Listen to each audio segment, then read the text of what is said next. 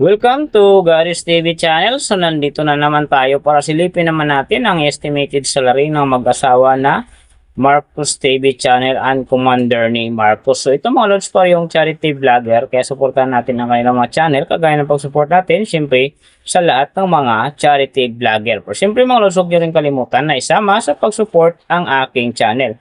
So ito ay request naman ni Marcela Perez. So idol, maraming salamat sa iyong request. Ingat ka palagi dyan and God bless. So mga lods, kung bago pa kayo sa aking channel, pakiclick naman subscribe natin. And then syempre, pakipost na rin ang notification bell para lagi kayong updated sa ating video. So ano pa ba ang hinihintay natin mga lods? Let's go!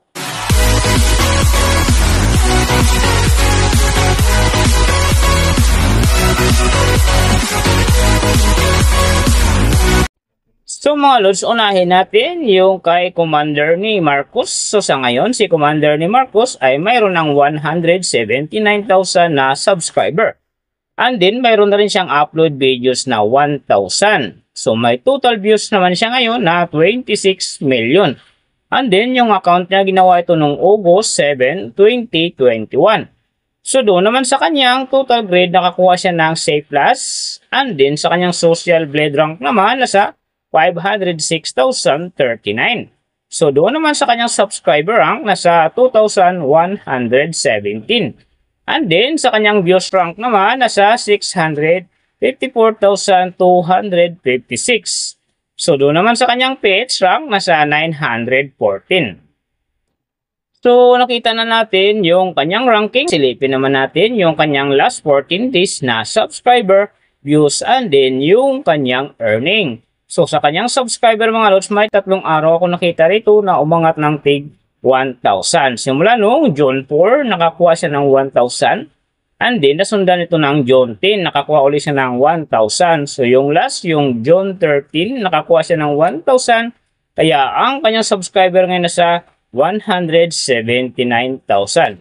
So doon naman sa kanyang views mga lods, na maganda rito, June 5, nakakuha siya ng 27,000. And then, pagdating ng June 11, nakakuha siya ng 31,000. So, pagdating naman dito ng June 13, nakakuha siya ng 66,000. So, yan, ang magagandang views na nakuha niya mga lods. So, doon naman sa kanyang earning, tingnan natin dito yung June 8. So, sa kanyang low estimated, nakakuha siya ng $6. And then, sa kanyang high estimated naman, nakakuha siya ng $100. So, ang mga yan naman mga lods, daily summary lang, mas maganda kung silipin natin yung naka-round off na from daily, weekly, and monthly para malaman na natin kung magkano na ngayon ang estimated salary ni Commander ni Marcos dito sa YouTube. So, unahin natin yung kanyang daily average. So, sa daily subscriber, nakakuha siya ng 167. And then, sa kanyang views naman, nakakuha siya ng 24,050. So, doon naman sa kanyang daily low estimated ng kanyang earning, nakakuha siya ng $6. So, times natin sa 56, mayroon siyang 336. And then, sa kanyang daily high estimated naman ng kanyang earning, nakakuha siya ng $96. So, times natin sa 56, mayroon siyang 5,376. So yan mga lods ang kanyang daily average. So pupunta naman tayo sa kanyang weekly average. So sa weekly subscriber, nakakuha siya ng 2,000. And then sa kanyang views naman, nakakuha siya ng 215,420. So doon naman sa kanyang weekly, low estimated ng kanyang earning, nakakuha siya ng $54. So times natin sa 56, mayroon siyang 3,024. And then, sa kanyang weekly high estimated naman ng kanyang earning, nakakuha siya ng $862. So, times natin sa 56, mayroon siyang 48,272. So, yan naman mga lods ang kanyang weekly average. So, pupunta naman tayo sa kanyang monthly average. So, sa monthly subscriber, nakakuha siya ng 5,000. And then, sa kanyang views naman, nakakuha siya ng 721,511. So doon naman sa kanyang monthly low estimated ng kanyang earning, nakakuha siya ng $180. So times natin sa 56, mayroon siyang 10,080. And then, sa kanyang monthly high estimated naman ng kanyang earning, nakakuha siya ng 2,900 US dollars. So times natin sa 56, mayroon siyang 162,400. So yan naman mga lods ang kanyang monthly average. So pupunta naman tayo kay Marcos TV channel. So mga lods, si Marcos TV channel ay mayroon ng 383,000 na subscriber. So may upload videos naman siya ngayon na 1,300. And then may total views naman siya ngayon na 52 million. So yung account naman niya, ginawa ito noong July 28, 2015. So doon naman sa kanyang total grade, nakakuha siya ng letter B. And then sa kanyang social blade rank naman, nasa 115,105. So doon naman sa kanyang subscriber rank, nasa 1,914. And then sa kanyang views rank naman, nasa 377,900. So doon naman sa kanyang PH rank, nasa 711. And then sa kanyang people rank naman, nasa 1,496. So nakita na natin yung kanyang ranking. Silipin naman natin yung kanyang last 14 days na subscriber, views, and then yung kanyang earning. So sa kanyang subscriber mga lods, halos araw-araw dito umaangat. Ang pinaka-lowest ay 1,000 and then yung pinaka-highest dito ay 3,000. So simula noong June 4 hanggang June 7, nakakuha siya ng 1,000 bawat araw. And then pagdating ng June 8 hanggang June 10, nakakuha naman siya ng 2,000 bawat araw. So pagdating naman ng June 11, nakakuha siya ng 3,000. And then pagdating ng June 12 hanggang 13, nakakuha siya ng 2,000 bawat araw. So yung last dito yung June 16, nakakuha siya ng 1,000. Kaya ang kanyang subscriber ngayon nasa 383,000.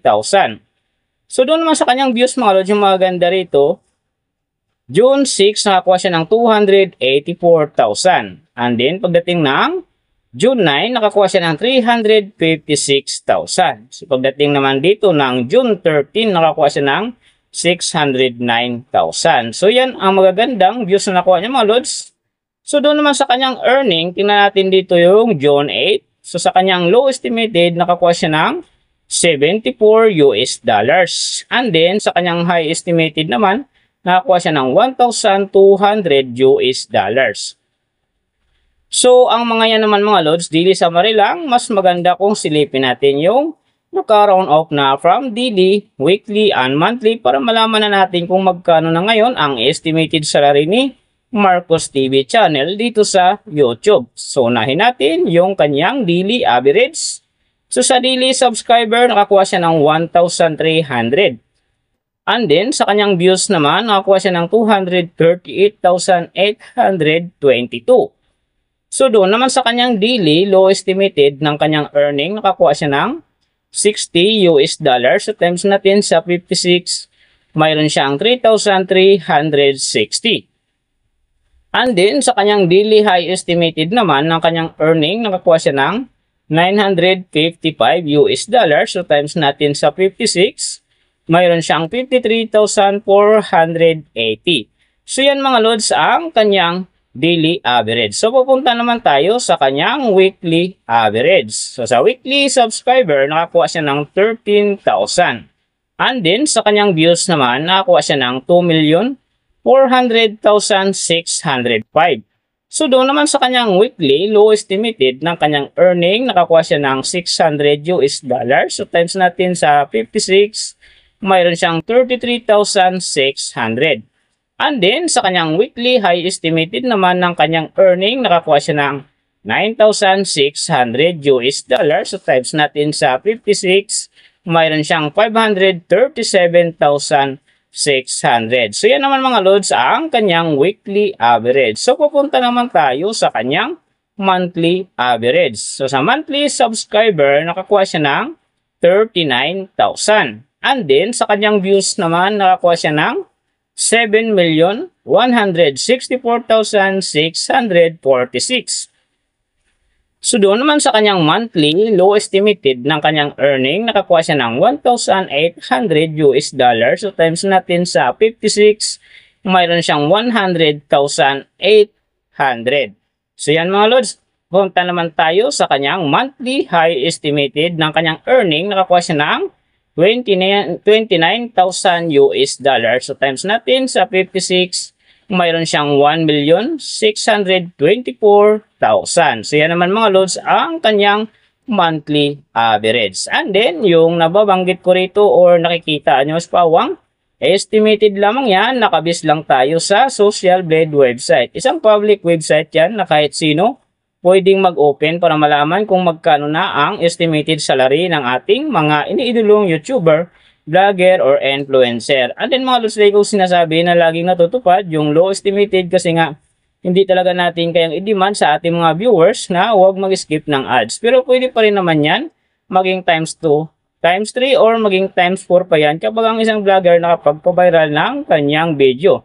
So siyempre mga lods, kung supporter ka ng mag-asawa na Marcos TV channel and then Commander ni Marcos, huwag na kayong mag-skip ng ads dahil big help yan sa kanilang channel and then siyempre sa mga kababayan natin na kanilang tinutulungan dahil sila ay mga charity vlogger. Pero siyempre mga lods, huwag nyo rin kalimutan na huwag na rin skip ang aking ads dahil big help yan sa aking channel and then siyempre sa aking mga personal na adikain.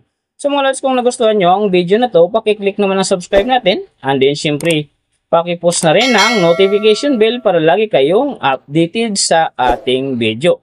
So, big thank you sa lahat ng mga sumusuporta sa aking channel at saka magsusupport pa lang. Ingat kayo palagi and God bless. At sana gabayan kayo palagi ng Panginoon sa ginagawa nyo araw-araw. And then, syempre, magtagumpay din kayo sa inyong mga pangarap. So, hanggang dito na lang. See you on my next video.